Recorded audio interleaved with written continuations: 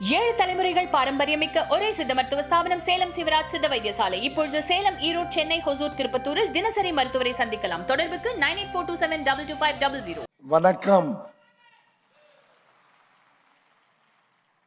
இனிய பொங்கல் வாழ்த்துக்கள்.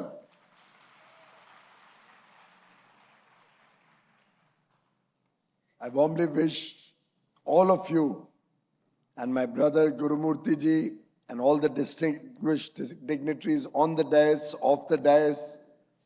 We have Tamilisai ji here, former governor.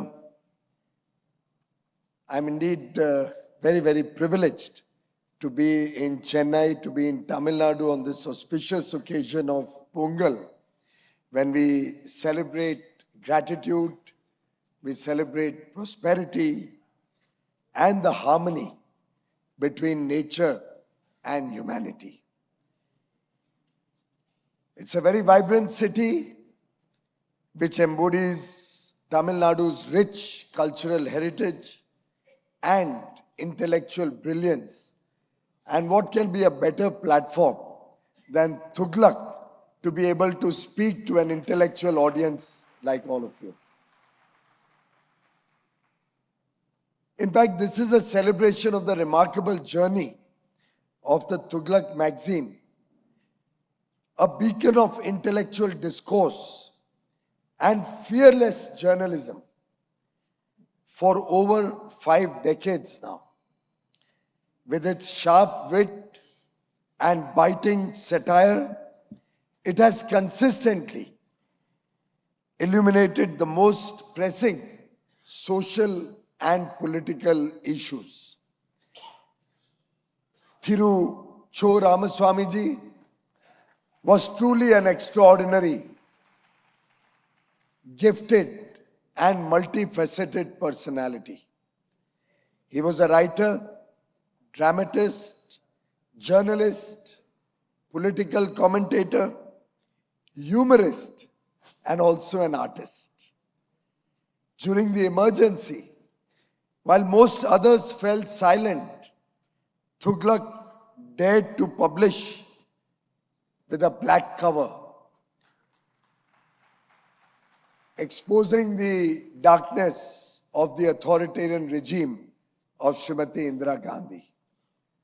Friends, I'm indeed very, very happy that Shri Gurumurthy ji has continued to lead Thuglak magazine. True to the spirit of Cho Ramaswami ji, he has kept up his legacy.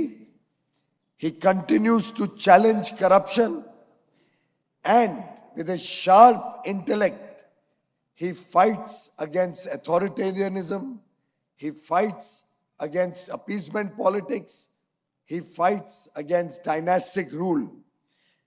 Whether it is exposing the Bofors scam, and we all remember his huge contribution to the fight against corruption, where he exposed Rajiv Gandhi ji's corruption as a young journalist, and whether it is continuing to lead the fight in Tamil Nadu against dynastic rule, his contribution will play a very important role in the future of Tamil Nadu, in the future of our motherland Bharat. The fearless spirit of Thuglak in standing steadfast against authoritarianism embodies the very essence of a thriving democracy. This same spirit resonates with India's journey as seen in the historic 2024 elections. In fact, friends, last year, nearly 70 democracies, 70 countries with democratic governments went to the polls, representing a very large span of humanity across the globe. Only 17 governments out of 70 were re-elected, only 17. And within that, India stood out Not only because 65.7% of our people, two-thirds of our voters went out there to vote, which is a record by itself in a national election. But more important, and in fact, the global average is about 61% last year. We were 65.7%. But more importantly, the world's most populous democracy re-elected Prime Minister Narendra Modi for the third consecutive time. The people of India voted for stability and continuity. The people of India trusted their fate, their future, and the future of their families and children with Prime Minister Narendra Modi. Friends, I have also served in the Rajya Sabha for 14 years, but I can share with you that I feel so deeply humbled and joyous that I have got the opportunity to represent North Mumbai in my first Lok Sabha election this year. The deep connect you get with the people when you get into the people's mandate is something special. And I've learned so much in the last 7 months as a Lok Sabha member of Parliament. I've been able to do so much to give back to my Janma Bhumi and my Karma Bhumi that I do feel privileged. And I would like to acknowledge and thank every one of the citizens of India, every one of you, for the trust you have reposed in Prime Minister Modi and all of us in his team. If you look at this mandate, it's a testament of the people's trust in a vision that prioritizes development and preserves the cultural identity of India. Prime Minister Modi says, Vikas bhi or Virasat bhi. It is equally important to develop, but equally important to preserve our culture, our traditions, our family value systems, our heritage, and therefore, this result is a reflection of the rejection of dynastic politics, the rejection of appeasement politics, and the rejection of corruption that several parties came together and represented. The people of India did not trust anybody but Prime Minister Narendra Modi. They have embraced Sushashan, good governance. Over the past decade in government at the center, Prime Minister Narendra Modi has turned every challenge into an opportunity, creating a robust foundation for Viksit Bharat at 2047, when we celebrate 100 years of independence. This remarkable rise over the last 10 years is not by accident. It is the result of a structured and outcome-oriented approach rooted in clear principles of good governance and powered by 5 Ds. The 5 Ds are democracy, the demographic dividend, the demand that 140 crore Indians provide, the opportunities that that demand provides,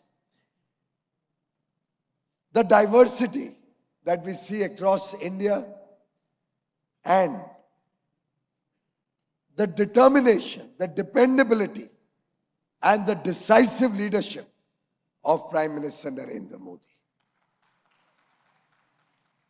Let me share 10 foundational principles with some small examples of how Prime Minister Modi has run his government for 10 years on very basic principles, which I hope will resonate with all of you. These principles have driven this decade of unprecedented growth and transformation. First, his decisive leadership is seen when you see that Article 370 and Article 35A were abrogated, were completely removed from the Constitution because they were holding back the unity and integrity of India. Most people did not ever believe that in our lifetime we will be able to see Kashmir as an integral part of India. Prime Minister Narendra Modi, Home Minister Amit Shah had the courage of conviction that this can happen, this must happen, and this is good for India. And lo and behold, on 5th and 6th of August 2019, in the second term, the bill was passed, removing Article 370 and 35A from the Constitution. And mind you, while we needed only a simple majority in both houses, we got a 2/3 majority of the members present and voting in both houses of parliament. Rajya Sabha, in fact, the NDA did not even have a simple majority at that time. But it was the people's desire, and it was the desire and the collective determination of 140 crore people's aspiration that Kashmir becomes a part of India. This decisive leadership was also seen during the surgical strikes when Prime Minister Narendra Modi said, we will not tolerate any incursion into India. We will not tolerate the terrorist activities in India. And an eye for an eye, he gave it right back, whether it was the surgical strike or the Balakot airstrikes. After that, terrorism has continuously seen a decline. That is the only language that decisive leadership can give to terrorists. Friends, the second principle that this government has focused on is a root cause analysis. We do that in management all the time. Prime Minister Modi goes to the root of the problem. जड़ों में जाते हैं, समस्या के जड़ में जाके उसका समाधान करना. When you go to the root of the problem, your work will result in multifaceted and multidimensional benefits. I'll share a small example. I was the power minister in 2014, and India had regional grids, southern grid, western grid, eastern grid, northern grid. In fact, when we came into government in 14, just a few days before that, there was a huge outage of power all across the northern parts of India. One journalist had written an article saying that my entry into the power ministry was baptism by power, baptism by outage. That was the severity of the outage, power outage. We had gone into darkness in most parts of North India. Also, during those days, southern India had a huge power shortage. And at peak hours, Tamil Nadu, Telangana, Kerala, Andhra Pradesh, most of the southern states used to buy power in peak hours at 11 rupees, 12 rupees per kilowatt hour, per unit of power. Even my state of Maharashtra was paying 8-9 rupees during peak hours. Whereas in northern India, we had sufficient power. In fact, excess power. So that even in peak hours, power was available at 2.5-3 rupees. Prime Minister Modi ordered that let's do an interconnection of all the grids of India so that power flows from the north to the south. And friends, within 3 years, we interconnected all the grids, and the power cost in northern India and southern India became exactly the same. At 3 rupees, you could get power in southern states of India, because of which we could ensure the farmers, businesses, and the people can enjoy 24/7 power through the length and breadth of the country. That also had another dimension. It helped the massive growth of renewable energy. We have just celebrated crossing 200 gigawatts of renewable energy in the country. This was possible because of this national grid. Otherwise, intermittent wind and solar power, you cannot absorb in regional grids beyond a point.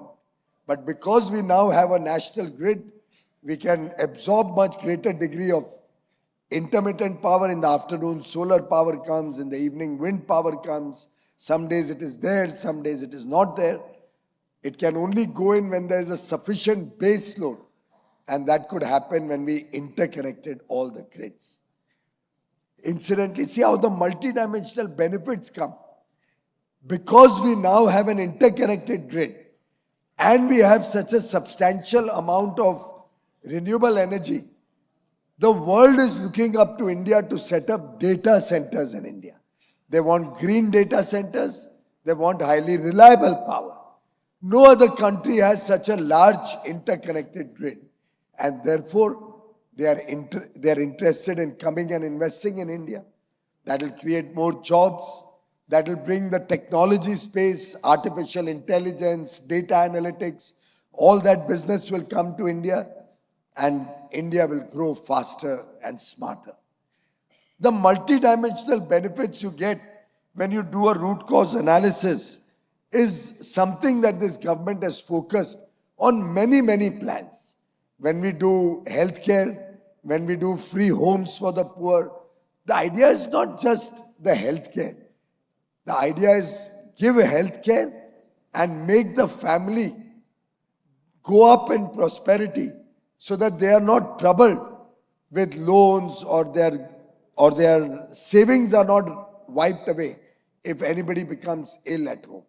So every program of this government is focused on welfare of the people and has multidimensional benefits. The third principle is outcome-oriented action.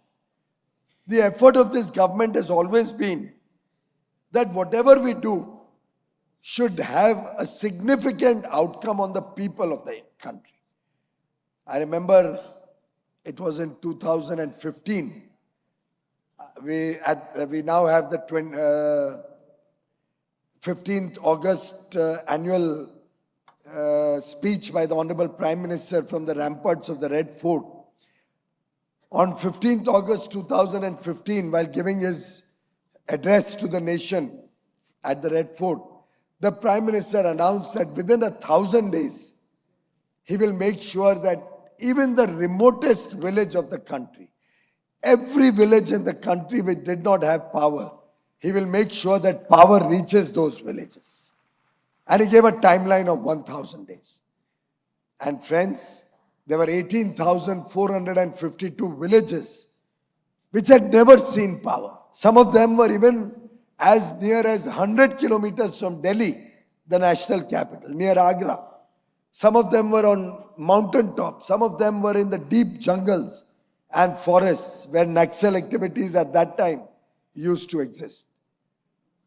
But under Prime Minister Modi's leadership, within 3 years, less than 3 years, in 1,000 days, we made sure 18,452 villages got power connection, and then we launched Saubhagya Yojana so that the 3.5-4 crore homes which did not have power, which had never seen electricity in their home, their children were not privileged to get electricity. Many of them used to study at the railway station or study under a solar lamp. We made sure that every willing household gets 24/7 electricity, and no child in this country is ever deprived of his ability to educate himself, to study and become a good citizen of this country. Sometimes I used to wonder, why did the Prime Minister give me the power ministry? But then I think it's possibly because he knew that my father had to study under a street lamp when he was doing his preparations for engineering college. Maybe it was a debt of that I had to pay back. And that is an opportunity for which I'll always be grateful to the Honorable Prime Minister. And all the programs have to be time-bound. Time-bound execution has been his hallmark. This was completed in 1,000 days. No delays. And projects are monitored. Projects are monitored at the ministerial level. We have a project monitoring group in our ministry which monitors all the infra projects. Then we have a Pragati program where Prime Minister monitors projects to make sure that projects get completed in a time-bound fashion. The rule of law and transparency has been another hallmark of Prime Minister Modi's good governance. All natural resources are auctioned today, started with the coal mines. You may remember Coalgate, the scandal where 186 coal mines were handed out to friends and relatives and party supporters free of cost, without due process. Prime Minister Modi changed all the rules. The Supreme Court struck down all these irregular coal block allotments. Prime Minister Modi brought a new law, and now no natural resources, whether it's the telecom scandal, which Tamil Nadu people know very well, or Coalgate, all of that is in the history books now. Every government natural resource is auctioned, and the benefit of the auction money goes to serve the people of the country. Similarly, prioritization of issues has been very important. I remember when I became railway minister, we realized a lot of accidents take place due to unmanned level crossings. So we decided in the railways that in a time-bound manner, we will eliminate all the unmanned railway crossings in the country. And it was a difficult task. The officers were feeling challenged. But once Prime Minister Modi makes up his mind, he makes sure it happens. Look at Swachh Bharat. When Prime Minister Modi spoke of Swachh Bharat, some of the opposition leaders really criticized him. They said, who speaks of Swachhata in the important address on 15th August? But he was convinced that he wanted to give dignity to our sisters, to our daughters. He just could not accept that half the population in this country did not have toilets in their home. 11 crore toilets were built free of charge, so that no daughter, no sister, no mother, and for that matter, it's a matter of indignity for all of us, ever has to go to the fields for their morning course. And today there's a competition all over the country. Cities are fighting, districts are fighting with each other for the Swachhata rankings. There's another matter that I think Chennai has slipped in the Swachhata ranking very sharply last year. And the government of Tamil Nadu will really have to perk up and get back up on the Swachhata rankings. It's a very unfortunate that the slippage is not small, it's a steep slippage. And the government should really work towards getting back up the rankings. Accountability and monitoring has been very important as a good governance measure. Every project, there's deep monitoring. People are held accountable and responsible for their actions. And that has been something that every minister, every bureaucrat in the center has been trained to become more responsible, more accountable to the people of India. We have adopted technology in a big way in several initiatives. For example, GEM, the government e-marketplace. Now technology is used for all government procurement. Similarly, we've used innovative financing models so that government can take welfare and the benefits of social welfare to the people of India. You are all aware of the Jan Dhan, Aadhaar and mobile, the JAM Trinity, by which nearly 35 lakh crore worth of government support to the poor has reached the people through the electronic transfer. Our Kisans get Kisan Sanman Nidhi direct into their bank account. 4 crore families got a free home. That money came directly into their bank account. Another 3 crore we are planning to do in these 5 years up to 2029.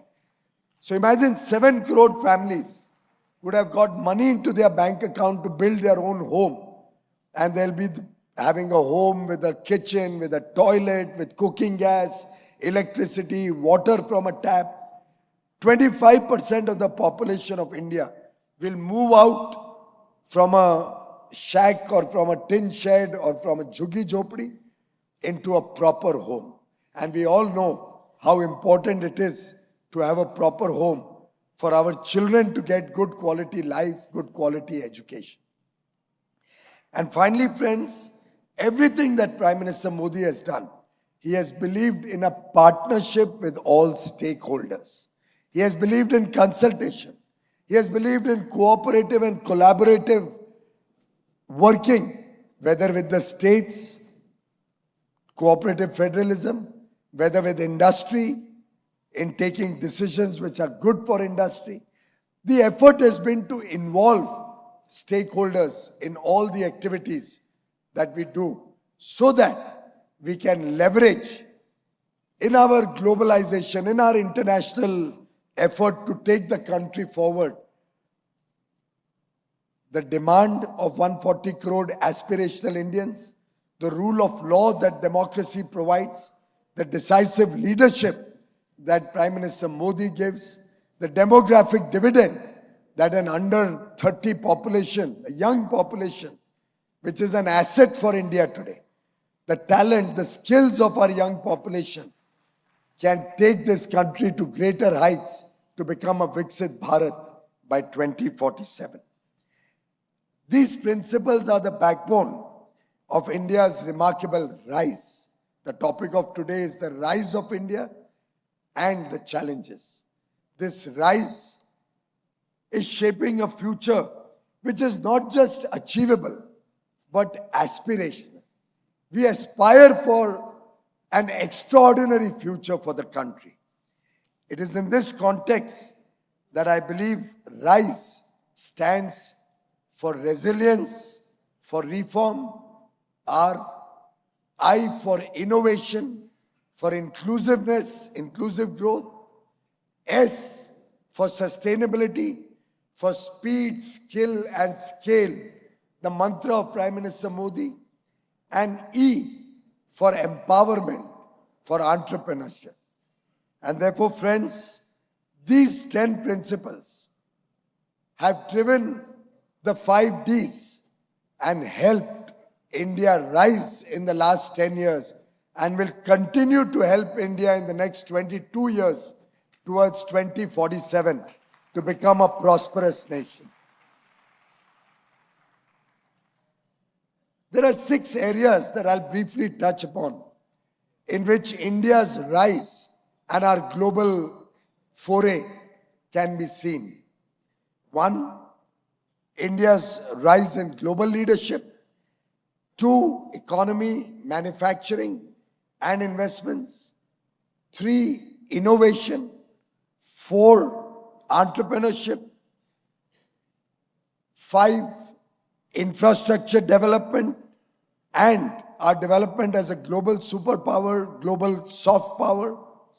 And 6, women-led development.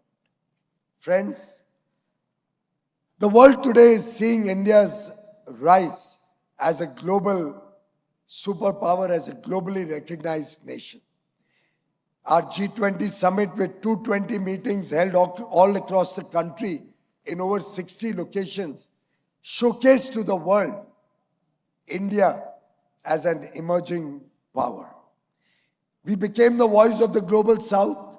We brought Africa and the African Union as the 21st country in the G20. Our theme, Vasudhaiva Kutumbakam, the world is one family, resonated with all the global leaders. And our theme, one world, one future, one family. And friends, the 27-foot Nataraj statue at Bharat Mandapam, which you must be seeing, showcases Tamil Nadu's rich cultural heritage, which the whole world saw at Bharat Mandapam during the G20 summit. In fact, when humanity faced the worst crisis of COVID, India became the first responder. And through our Vaccine Maitri program, we provided free vaccines to over 150 less developed and developing nations.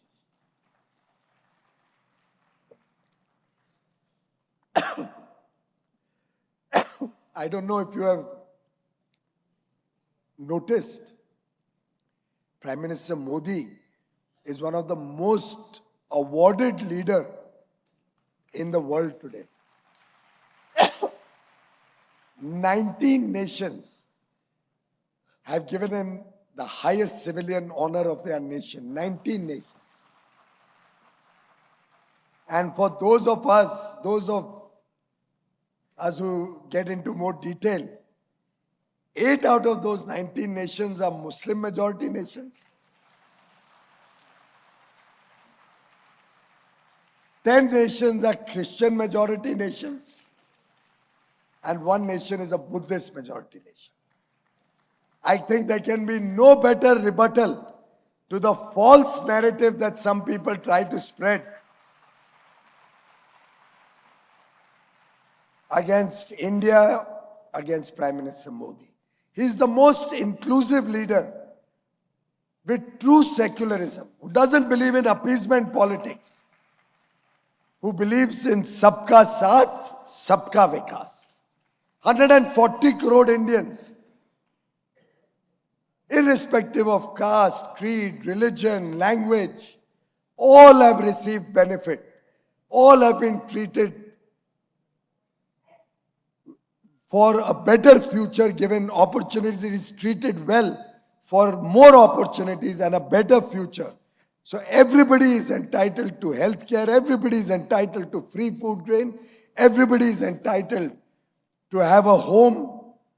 Every poor family has to rise as the nation rises, so that the country can aspire to take 140 crore people forward and ahead as the nation prospers.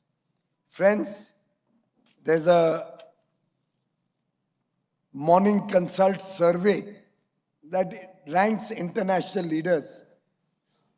For 10 years, consistently, they have found Prime Minister Modi to be the most popular leader in the world. No wonder the Australian Prime Minister calls him boss.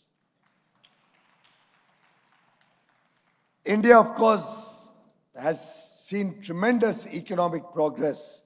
It's become a hub of manufacturing, investments, and exports in the last 10 years.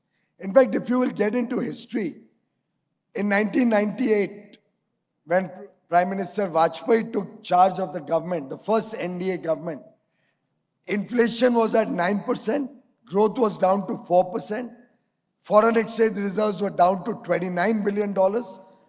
Country was in a shaky position.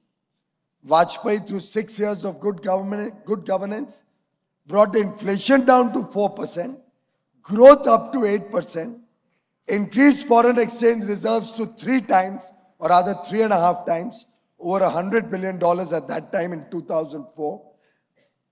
And Mr. Chidambaram, the first finance minister of the UPA government from 4 to 14, in his interim budget speech actually mentioned, and I quote, "The economic fundamentals appear strong and balance of payments is robust." This is his speech in his first speech after UPA came into government in 2004. However, every time the Congress comes into power, they mess up the economy. From 4 to 14, despite inheriting such a robust economy, They once again reduced us down to a fragile 5 country, one of the 5 weakest economies in the world. Growth came down back to 4.5%. Inflation rose again into double digits. Foreign exchange reserves were tottering, because of it they had to borrow $35 billion at very, very expensive rates internationally. And the same Mr. Chidambaram in 2014, in his parting budget, said, I acknowledge that the Indian economy is challenged. He inherited a robust economy, left behind a challenged economy. And in 10 years, they were only able to take India from the 12th largest GDP to the 11th largest GDP in the world. What did Mr. Modi do in 10 years? He took India from the 11th largest GDP to the 5th largest GDP today.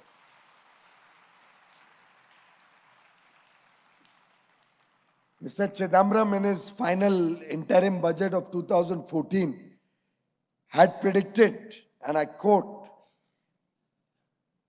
while he was giving his vision for the future, of course he didn't know that he will have no role to play in the future. There is a well-argued view that in the next 3 decades, India's nominal GDP will take the country to the 3rd rank after US and China in 30 years. So in 14, he had predicted it will take India 30 years to become the 3rd largest GDP. And he was very proud about it. What did Mr. Modi do? He said, I'll do it in less than half that time. And I assure you, friends, by 2027, India will be the world's 3rd largest economy, ahead of Japan and Germany. In only 13 years, not 30. That is Prime Minister Modi's commitment and courage of conviction. I'll give you just one small example. While we have done a number of areas of improvement, look at the banking system. What did we inherit? A broken banking system. The PSU banks were losing 85,000 crores in a year when we came into government. Gross NPAs and restructured loans had gone up to 12 or 13%. Last year, State Bank alone made a profit of 61,000 crore rupees. Only State Bank. This year, probably in the year ending March 25, their profit may be upward of 80 or 90,000 crores. Overall, the banking system made a profit of 3 lakh crores. Net NPAs are down to less than 1%. That is the transformation. And sector by sector, I can tell you the story that under Prime Minister Modi, the story of change, the improvements, and the growth story. Whether it's the insolvency and bankruptcy code, whether it's the thriving stock market, our market cap is now nearly $5 trillion. Whether it's exports, Honorable Guru Murthy ji just mentioned, last year was a record $778 billion. This year we'll cross $800 billion of exports. And we'll maintain our current account deficit at still about 1% of GDP, which is a nominal, reasonable level to maintain. In fact, the Chennai facility of Foxconn, which is now making Apple mobile phones, is exporting worth 1 lakh crore of smartphones out of India. For that matter, we have now become the world's 2nd largest mobile manufacturer. We could have imagined that in 2014. Similarly, friends, we are focusing a lot on providing plug-and-play infrastructure. 20 industrial smart cities are being built all over the country, including in Tamil Nadu. We are also continuously looking at ease of doing business, decriminalizing laws. Our Jan Vishwas bill decriminalized 182 provisions in one bill itself. 182 provisions, criminal provisions, spread over 42 different acts of parliament, were decriminalized at one loco. Now we are coming up with Jan Vishwas Bill 2. And what is Jan Vishwas? People trust Narendra Modi, therefore Narendra Modi trusts the people of India. That is the Jan Vishwas Bill. Why should people have to go to jail or be threatened with jail for small mistakes? We are trying to decriminalize as many laws so that people can sleep at peace, do their work at peace, they can trade, they can run MSME and not be worried about draconian laws. Similarly, we've reduced the compliance burden in about 42,000 areas. And our effort is to continuously reduce the compliance burden. If the states participate and support us, we can do so much more. I'd just like to mention one thing, friends. During COVID, India is one of those rare countries which met every commitment we made to the rest of the world, whether for supply of goods or for supply of services. We quickly moved into homes, even during the lockdown, got broadband connectivity into homes, but not for a minute did anybody have to suffer for discontinuity of our commitment. And therefore, the world today looks upon India as a trusted partner. Vishwasniya Sajedar, trusted partner. And because they trust India, newer technologies, newer businesses, 1,600 global capability centers have been set up in India. 1,600. Fortune 500 companies are setting up offices in India, both to invest in India, creating jobs in India, and India today is serving the world. India today is making for the world. India today is designing for the world. India today is innovating for the world. Friends, I'm also involved in a number of free trade agreements. We are not doing free trade agreements like in the past. Every agreement is after extensive stakeholder consultation. Extensive. The agreements are fair, equitable, and balanced. In fact, when I did the agreement with Switzerland, Norway, Liechtenstein, and Iceland, EFTA block of 4 countries, I asked them, what do we get? You're a small country. We are not getting enough in return for opening up our economy to you. And for the first time in the history of free trade agreements, we now have $100 billion commitment to invest in foreign direct investment from these countries, creating 10 lakh direct jobs and possibly 40, 50 lakh indirect jobs in return for the free trade agreement. So every agreement is made to suit India's national interests. And when an agreement does not suit our national interests, like the Regional Comprehensive Agreement Partnership, RCEP, which Manmohan Singh ji had tried to get India to join and had, I think, thrown India under the bus by getting involved in the RCEP negotiations. Prime Minister Modi in Bangkok on 4th November 2019 stood before 15 country leaders and refused to join RCEP because it was not in the best interests of our farmers, it was not in the interests of our MSME, it would have been a floodgate of Chinese goods coming into India, which he wanted to protect India from, and therefore we refused to join RCEP. India does international agreements on our terms.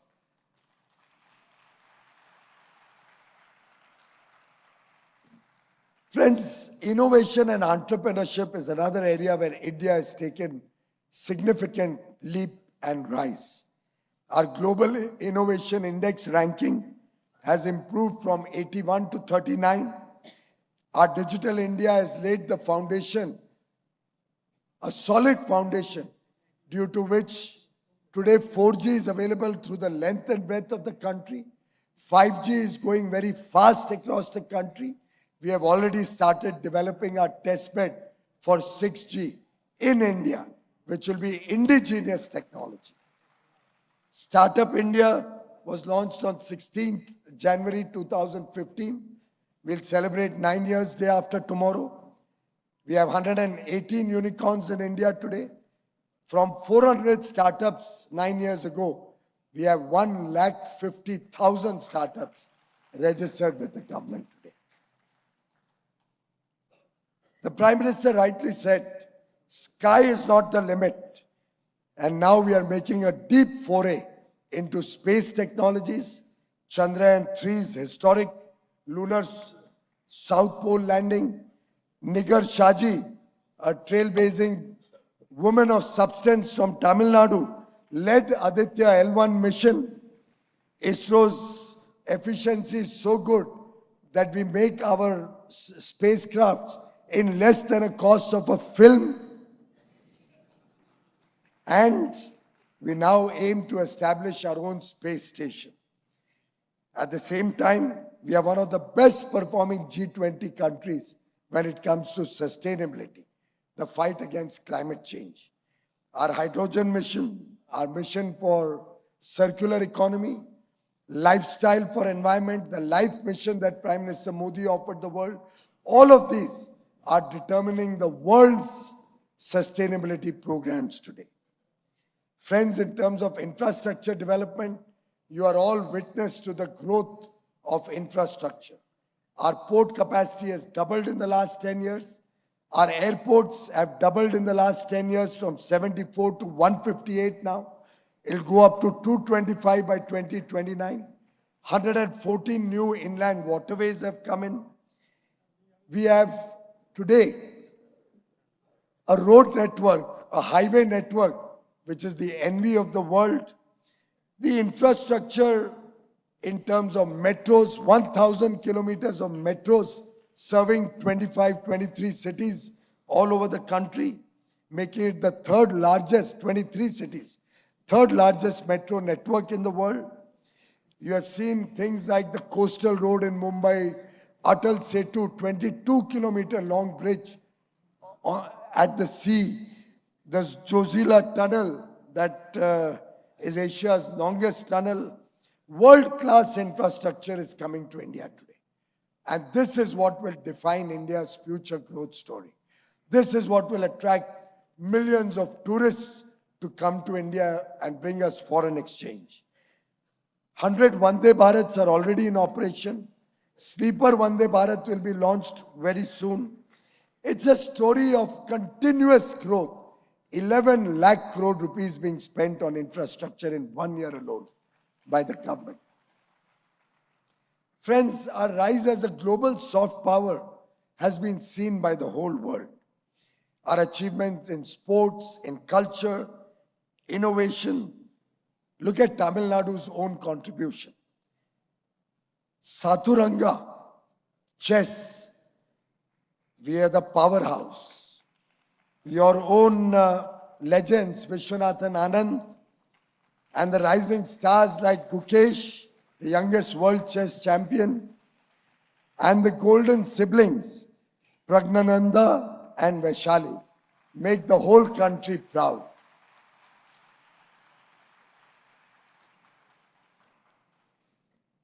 India is also reclaiming its rich cultural heritage. We have just celebrated on the 11th of January 1 year of the Pran Pratishtha of the Ram Mandir.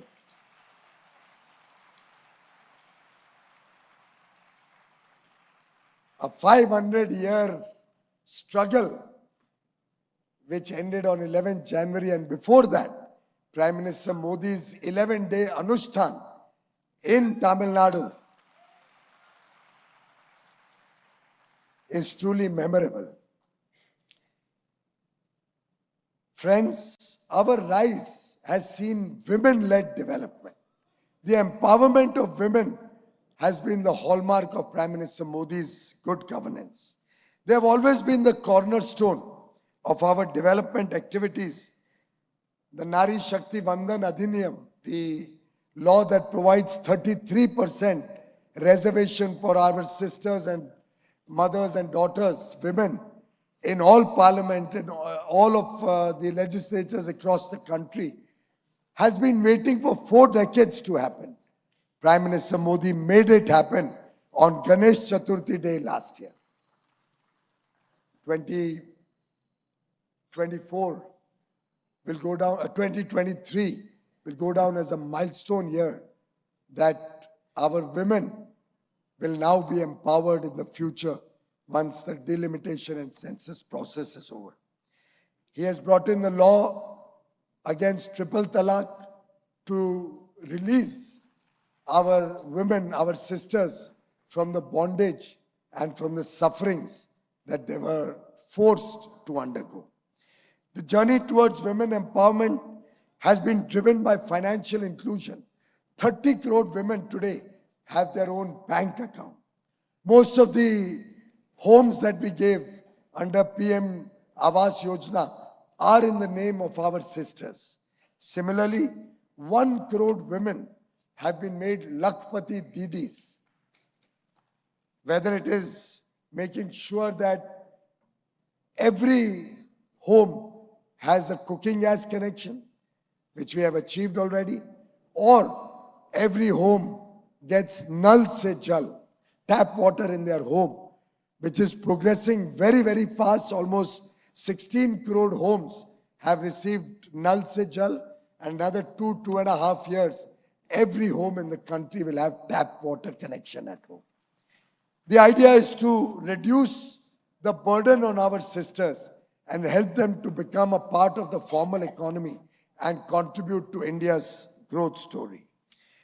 Roti, kapda, makan, health, education, bijli, sadak, pani, these were the problems that our people used to suffer from. Generations of suffering the Prime Minister is trying to overcome and make sure that every citizen of India is blessed with all the basic needs of life so that they can all aspire for a better future, a more glorious future for them and their families. And that, ladies and gentlemen, is the sum and substance of good governance and the rise of India that Prime Minister Modi has worked for the last 10 years at the center, before that 13 years in Gujarat, and will continue to serve the country in his third term with 3 times more energy, 3 times more effort, 3 times more speed, and 3 times bigger outcomes. Of course, the journey ahead is not without challenges. There are challenges within the country. There are challenges from outside the country. And very often, we have Chechens within our country, people who join with inimical forces, with forces against the interests of India overseas, and hurt the growth story, hurt the progress of India. Our progress faces opposition from those seeking to undermine our hard-earned gains and progress. Yet, India's resilience is so strong that we will overcome anybody, even if they go outside India and speak ill for India. Even if they go outside India and join forces with the gangs who do not want to see the progress of India, the people of India will persevere. The people of India will give them a befitting rebuttal and take the country forward. I would invite all of you to join in countering such anti-India forces, countering the propaganda of such anti-India forces, which Thuglak is doing very honorably. Guru Murthy ji is at the forefront of this effort. Every time there's a parliament session, there's an effort to disrupt parliament. Every time there is something good happening in India, they will try to disturb the economic progress of India. Let us all join forces, fight against this divisive politics, fight against the politics of appeasement, fight against the politics of identity, where they are trying to divide the country on religion, region, caste, or other grounds. And let us all go by the mantra of Prime Minister Modi, who had said during the many years ago as a Chief Minister of Gujarat, about 16, 17 years ago, he had said, every 5 years, secularism changes meaning. For me, that is for Prime Minister Modi, development gives the strongest foundation to secularism. And friends, solving the problems of this country will involve the fight against changing geopolitical environment across the world. There are 2 wars going on. The world economies are going through stress, are going through uncertainty, are going through challenges. Economic growth is faltering. International trade is seeing trouble. Within this disturbed geopolitical environment, India is an oasis as the fastest growing large economy in the world. I invite all of you to be a part of this growth story. I invite all of you to fight against the threats, whether it is cyber threats or the threats to our national polity that come from across borders. Let us all work together to continue this unprecedented journey to realize the vision of Viksit Bharat by 2047 when we celebrate 100 years of independence. Let us all work under Narendra Modi ji's leadership to make India a prosperous nation, to take growth to the last man at the bottom of the pyramid, to make every Indian, every proud Indian, a stakeholder in the growth journey of India. Thank you very much, friends.